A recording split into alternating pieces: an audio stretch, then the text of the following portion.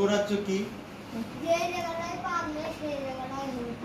যে জায়গাটায় পাপ নেই সেই জায়গাটা স্বর্গরাজ্য। আচ্ছা, তার কথার লজিক আছে। কি বলছে ও? যে জায়গাটায় পাপ নেই সেই জায়গা স্বর্গরাজ্য। তো আমরা দেখি স্বর্গরাজ্যটা আসলে কি। আচ্ছা, তার আগে আমরা বলি যিশু কি কোনো ধর্ম নিয়ে এসেছিল? যিশু কি বলছিল তোমরা এই ধর্ম প্রচার করো, এই ধর্মের কাজ করো? যিশু কখনো বলছে?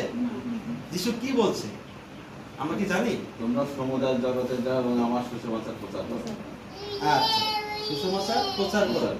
ওকে, তাইলে আমরা একটু দেখি মথি তার 10 অধ্যায় 7 থেকে 8 পদ এখানে কি আছে। এখানে আছে